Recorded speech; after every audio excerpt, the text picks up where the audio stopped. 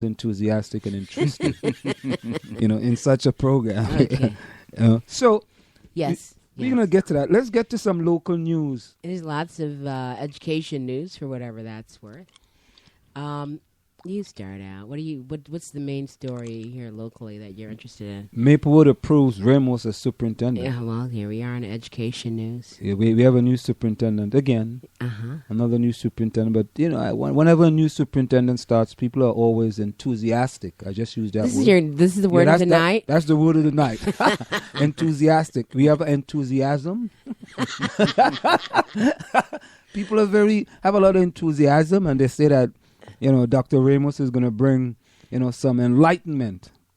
Where did you see that from? I just made that. Oh, they don't put stuff in this, guys. I just made that. But anyway, according to the Village Green, the South Orange Maplewood Board of Education officially approved an agreement with Dr. John Ramos to become the district next superintendent for a period from August 1st, 2015 to June 30th, 2020. That means to say that he's signing a 5-year contract, and if he's fired, let go, anything like that. We don't let go of people. They just leave us. Yeah, sometimes they fire them. Yeah, and or pressure to get out. That's or right. they get like pressure, Rorschach, but you got to pay them the rest of their money. That's right. You remember when Renee Pollack, when they got rid, when you Margie was instrumental in getting rid of Dr. Just trying to help a movement grow. That's all. So, and we're not going to talk about, this is how I met Anselm back in that time. And by the way, I was on the other side of that fence. Yes, you were on the wrong side of that fence. But I was on the right side. Right as in conservative. No. Correct side. Because they kept her. Yeah, because they had to. I mean, we're not going to talk about Renee right now. I don't want to. Let's stay. But we're talking about the board unanimously approved the measure at its meeting on Monday. Marion Robb, a member of South Orange Maplewood Parents for a Quality Education, told the board. You know what that group is? No, I've never heard of it. I get Facebook posts from that group all the time. Well, we need to add them. Are they added to your post, or are they put on Somar's? No, they send me posts. I get Facebook posts from them all the time. So I wonder if these are, well, we'll figure that out. I mean, we could click on that link and see who they are. Told the board she had serious concerns about the hiring of Ramos and the lack of transparency in the selection process. This came in as a done deal, said Robb. She asked Board of Ed President Eastman if Ramos' contract will be made public before it's finalized. I think we could have done better. What does she mean by that? Maybe because they don't like the controversy or his past, history. They don't like that. You sure that's what you think? That's what it is? Well, I mean, we could. What you did when you Googled the guy the first night we found out who he was. He did have an interesting story. Where was he in Connecticut? Connecticut, yeah. Hartford, no. Yeah, he was Bridgeport, one of those towns. He was in different places in Connecticut. And somehow was unable to turn that district around. And but we didn't know that, though. That was the impression that I got. So he gave up. The way the article read, from what I recall, was that he was unable to turn the district around and he was ready to turn it over to the state. And they didn't really want that because I guess they felt they couldn't get anything done. Well, in this situation, I'm using the word opportunity. Like, that WIN program, what an opportunity. At any rate, we'll talk about that in a minute. Dr. Ramos' contract is available to any member of the public who contacts our business administrator, Cheryl Snyder, and follows a simple set of procedures, said Eastman in an email on Wednesday. As a result of the superintendent's salary cap that's now in effect in New Jersey, Ramos is getting significantly a lower salary for us than he received as a superintendent in Connecticut. So he's coming in at a lower pay. So I guess he's really here to help us. No, well, he's coming in at the pay that the maximum pay that the state say you can pay, which is $177,500. Yes, but it's lower than he received as a superintendent in Connecticut. Yeah, well, they can't pay him any higher than. Yes, but we could say, listen, I'm not taking that job. I made more in Connecticut. Yeah, you didn't have another job. We are happy to be having Dr. Ramos come to South Orange Maplewood in August for many reasons. One of them is that he's shown his dedication from the beginning by being ready and willing to work for less than he received in the past. What do you think of that? So if I take a job for $30,000, that means I'm just here because I'm willing. I'm ready and willing, and you know, I have a mission or a purpose. Or Well, I mean, I can't get into his head to figure out what he's thinking, but if that's what he said, we got to believe him. I think this guy's going to do good in this community. oh, Anselm, you know, Anselm's going to be bashing this guy in about, I could see, November 1st. Something is going to bother you. But I got to give him the opportunity first. Okay. Before I bash him like these other people. You know, they just come out and do this. They're kind of clueless about, you know, what his track record is. Uh-huh. And they want to bash him. You know, I think it might have something to do with the last name as well. Oh, come on, really? Well, Yeah. really, you really feel that way? Yeah, did you see what happened at the Board of Education the other night? I saw the Board of Education took way too long. I had to leave it.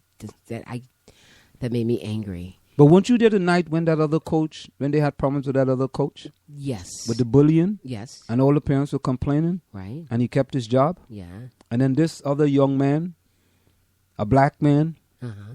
he's a coach of the lacrosse team. And what they said he does was nowhere close to being as egregious Uh-oh. as what the baseball coach did. And the baseball coach kept his job. And that young man was fired without due process. Sad. That's why we have OCR here in South Orange and Mayport School District. Oh, you think the OCR is going to recognize disputes, labor disputes, as far as That's not a labor dispute. how do you figure that? You remember that? You remember when we talk about teaching tolerance? Remember that? That I'm audio that we listening. played? I'm trying to And they work out talked where this is about going. institutional racism. And we believe this is a case of Well, institutional I'm not saying racism. it is, but if you know, there's one cap that fit one other person on a different cap that fit another person. If you give one coach due process, how come you don't give the other coach the same due process? I don't know. Okay. So what's the next news story? I mean, you know, I don't know. I listen. What's the next news story? You know, I hate to say it, but you know, when it comes to sports, I'm not really listening. No, but so. Margie, forget about the sports part of it. Okay. All right. Don't think about it as the sports part. Just think about the policy and procedures of the school district. Due process. I think everybody deserves due process. Due process means to say that, you know, if the board is going to make a decision, at least they're going to get information. They're going to get information from witnesses, eyewitnesses who was there. Mm-hmm. They're going to get information from players on the team, just as they did for the baseball coach. And in this situation, they did not do that.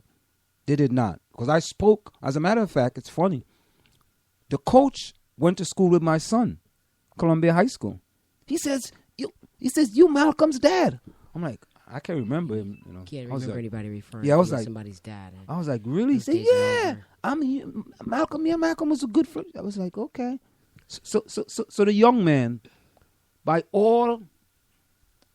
based on what the player said, it appears that the young man instilled good character in the players and make them not just better men on the lacrosse field, but also off the field.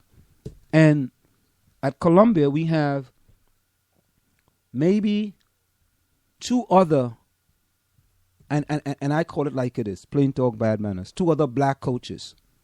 That's Lisa Morgan, right? The basketball coach is also a black coach, and the cross-country coach. Oh, and the girls basketball team, Joanna Wright's daughter. Mm-hmm. She's the coach of the basketball team. But other than that, you know, there is no others. And I think all the people are asking for is due process. And due process wasn't given to not this young man. extended to this But young- anyway, yes, you have this young lady who's running for the Mayport Township Committee, Nancy Adams. Nancy Adams. And she said, I'll take a fresh, independent look at the post office plans. The U.S. Post Office has a long 50-year lease for the land on which they built the building that stands today. Over the last 15 years, volunteers, activists, and the township tried to get the post office to open a satellite post office in the village and move its distribution operation to the industrial section of Mayport or to Springfield Avenue to no avail. The full postal operation in the village took up precious parking spaces and tied up traffic. I'm glad that these operations are no longer at this location. And I must tell you, do you see all the signs that's popping up all over? Yes, I see them. That's Fred Profeta. That's Fred And Profeta. when Fred Profeta gets on board, things happen. And she said, in sum, I'm supportive of good mixed-use residential development that benefits Mayport and believes that closing the full post office operation is good for the town. But I can't support or oppose plans that I haven't seen. Oh my God. I like these people double speak, man. All these cell phones going off. Yeah. But I can't support or oppose plans that I haven't seen and the details of which I don't know. What I can do is pledge to residents that I'll take a fresh and independent look at all of the plans and make a decision that I believe is right for our town's long-term future. That's Nancy Adams. Friend of mine. Giving us double speak. It's double speak. Plain talk, bad manners. I tell you that. Mayport sewer fees to increase by $9 per household. I haven't paid those in a long time. Yeah. We're gonna pay more. We always pay more in this community, right? Yeah. And then Adams spurs Mayport TC to draft resolution opposing New Jersey Transit increases. So she's already working. After Township candidate Nancy Adams appealed to the Township Committee on Tuesday, April 21st, asking them to formally oppose the proposed New Jersey Transit rate increase, TC members agreed to draft the resolution. While speaking to the TC during the public comments, Adams noted that the New Jersey Transit proposal also decreases services to some areas while increasing fees. So what else is new? What about, I'm looking at this article, Ackerson. So Ackerson is the other person that is running for village president. Is that the name? No. From South Orange? Yeah. No, it's not Ackerson. It's not Tyler. You sure? No, I don't think it's Ackerson. I'll tell you who it is. She's running for Emily Haynes. Emily. Yeah, she's running for village president with Sheena Collum. I met of the South Sheena Orange. the other day. But Sheena is more popular. And she's been around a while. And she's really smart. I listened to her. Well, she went to Seton Hall. I graduated from Seton Hall too. Oh my God! So and she has a master's in public administration. So do I. Ooh, jeez. And some. What does that you don't mean? know. I mean, so what? She went to Seton Hall. I was just saying she did. Okay, that's right. That was factual. I didn't make it up. Anyway, Ackerson, South Orange should foster smart growth in Seton Village. This is about these big buildings that they're going to build behind your friend's house. The many concerns being raised about the recent adopted resolution, which established the entire township an area in need of rehabilitation, are important, and the township's response is informative. Residents are right to be concerned, and the township should do what is necessary to address those concerns. Under this new resolution, any new development proposal is reviewed in relationship the master plan, and all additional controls are meant to extend control beyond existing zoning. Therefore, in order for this resolution to be successfully implemented, a master plan and zoning ordinance that the township fully supports must be in place. They're getting a pilot? Yes, they are going to get a pilot. And they explained why they're giving everyone pilots, which is still not acceptable. But when people say it, you just sort of like, okay. But it's really not acceptable. How come the residents don't get pilots? Because they're not taking property and rehabilitating it. No, how come we don't get pilots pilots and I understand like that on taxes? 3rd and Valley, they will have 10% of the units available for people with low incomes, and a low income to them is $50,000 or less. Okay, so but they said they're looking for specific types of people, those who work in the community. they're looking for specific. Well, types like if of you people? work as a teacher. you make you any work type of as a teacher or firefighter. I mean, they're looking for the a municipal firefighter makes workers. less than 50,000. Okay, they might have said 80. I don't know. A teacher makes less than 50,000. Where teacher? Where I don't know, teach? but maybe some. A I'll be a substitute retired teacher. one. might be able. I'm trying to get in. I'm going to try to get in. Oh, I could get in.